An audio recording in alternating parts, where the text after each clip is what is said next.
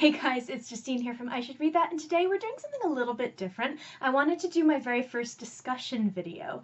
So I have noticed, particularly as I've started sort of getting more into the book community online, that everyone is such like a different reader. Everyone has their quirks, whether they have to keep their books pristine, or they never borrow books from the library, or they maybe only buy secondhand books, or whatever it may happen to be. Everyone is so incredibly different, and that's one of the things that makes like the book community so amazing. And I feel like there's been a little bit of kind of negativity on social media of, if you don't do things the exact same way that I do, you're obviously, you know, a bad book person, which makes absolutely no sense. So I feel like I do some kind of weird things as a reader, and I wanted to talk about them today. So these are my reading quirks. The first one that I wanted to talk about is probably going to be the most like divisive between people, because I feel like readers either fall on one side or the other, and there's really no kind of middle ground. I am a spine breaker. I destroy books, and this really bothers a lot of people. And if I get anyone in the comments saying that I'm a terrible person or I'm a monster, I'm going to personally come to your house and break every single spine of every single one of your books. I hate the attitude that your books must be pristine in order to be loved. They must look nice on the shelf. And it's totally cool if you want to do that. In fact, some of my favorite books I have made sure that I treat really carefully. I have a couple of copies that I have very strong sentimental values attached to, but it's just I don't know, books are meant to be read, books are meant to be loved, and I pulled a couple off my shelf. Okay, this is my copy of The Way of Kings. It's one of my favorite books. Look at this.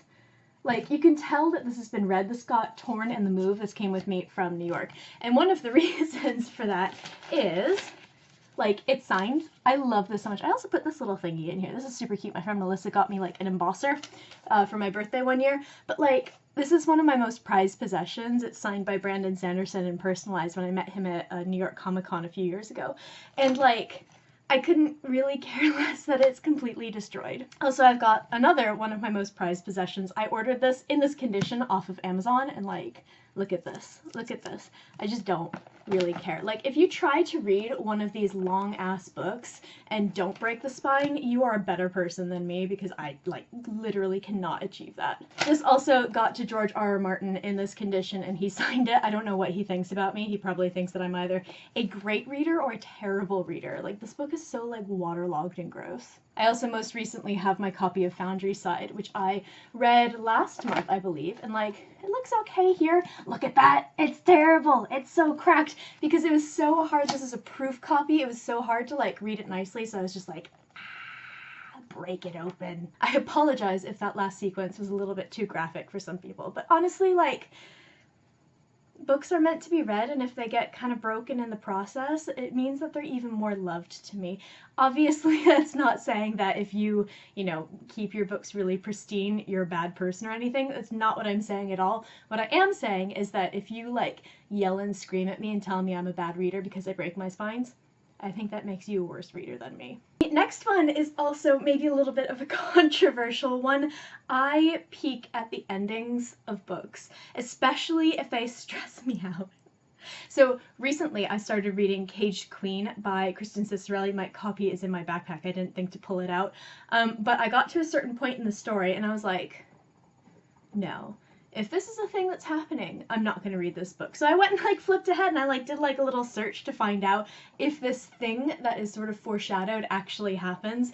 I totally peeked. I've totally spoiled huge parts of the book for myself, but honestly it was stressing me out, so I don't really care. I also kind of like to take that peek at the last page of the book.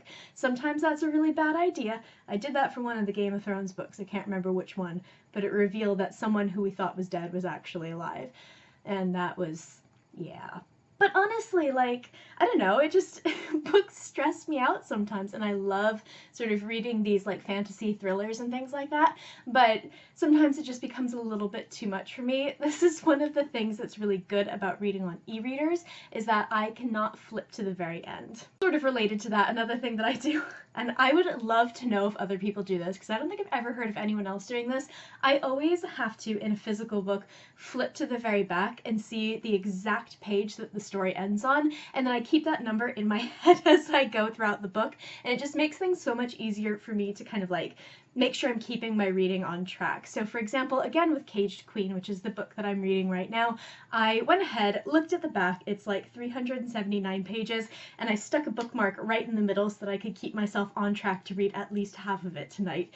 So I find that really helpful. I don't know anyone else who does that though, so I would love to hear from you if you do. We can be totally weird together. Throughout my entire reading career, I don't know, I've been reading my whole life and I've always been like this. Something that I always do is stress out about series. I can't read series back to back because I'm so worried that I'm going to either like ruin my joy for it, or I'm just gonna end up hating it and be disappointed. If I really like a book, then I'm worried that like the next book is gonna turn out to like be terrible or something. I get so stressed out by series. The way that I learned this about myself is that I read the very first book in Lord of the Rings, Fellowship of the Ring, in an evening, which was slightly insane. In high school, obviously I didn't have anything better going on, and then I immediately picked up Two Towers, and I powered through that, didn't like absorb a single word of it,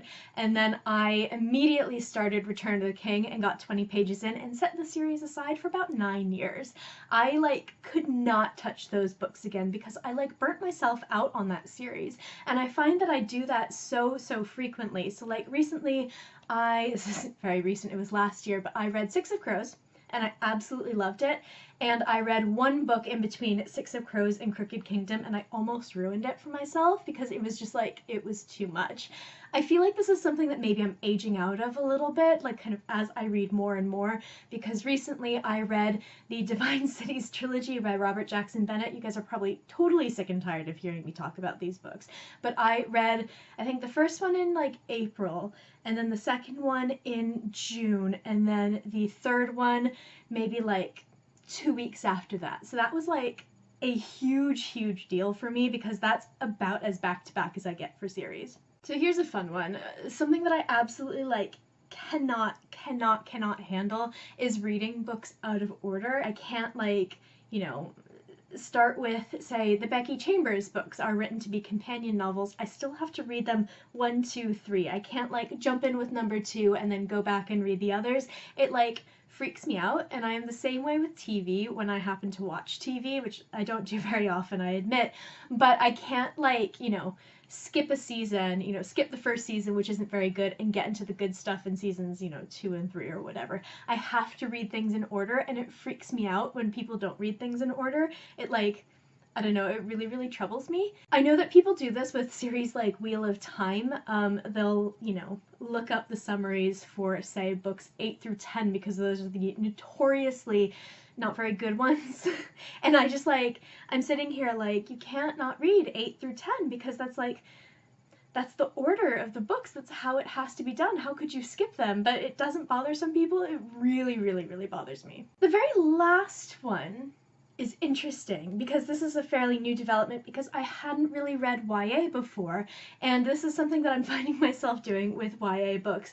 I age up the characters. Like, I know that all of these YA characters are like maybe 16 to 18 years old, but sometimes, honestly, that doesn't make any sense to me, so I, in my head, am convinced that they're maybe 25 or 30 or however old I feel like they need to be. To talk about Six of Crows again, this is the perfect example because I am convinced that that book was written with 20-something-year-old characters instead of like 18-year-olds because it makes no sense for them to be so young, particularly if you're thinking about, you know, Kaz, who has risen up to be this like feared gang leader in the city in like 2 or 3 years. Like, that doesn't make sense to me. So in my head, he's like 30, and I feel like that is okay. Ever since actually Scottish Fiance pointed out that he was doing this in Six of Crows, which he is currently reading, I noticed that I tend to do this a lot with YA books, and that's kind of the most sort of intentional example,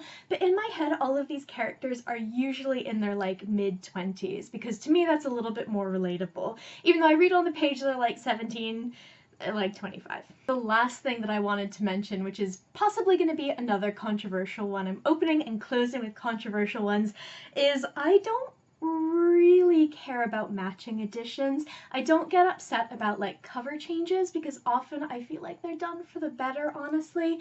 And as long as the words inside are the same, I just don't really care. And the thing that I think will bother most people is that stuff like this doesn't bother me. So look, they're like, this is the first one, the 5th season, and then the next 2 in the trilogy are like significantly smaller. This doesn't bother me. I really just, I don't care. I feel like I'm one of the only people who just doesn't seem to care about this kind of thing. Or maybe I'm, we're all just not vocal about it because it doesn't bother us at all. But I feel like this is such a thing that bothers book people, and for whatever reason, it just doesn't get to me. So that is it for reading Quirks. I hope that this video didn't freak any of you guys out too badly, because I feel like some of these things are maybe stuff that really bother people. So I apologize if it bothers you in any way, but this is just the way that I tend to read. This is the way that I prefer my books. So in the comments below, I would love to hear some of your reading quirks. If you have some kind of strange rituals that you have like I do with flipping to the end,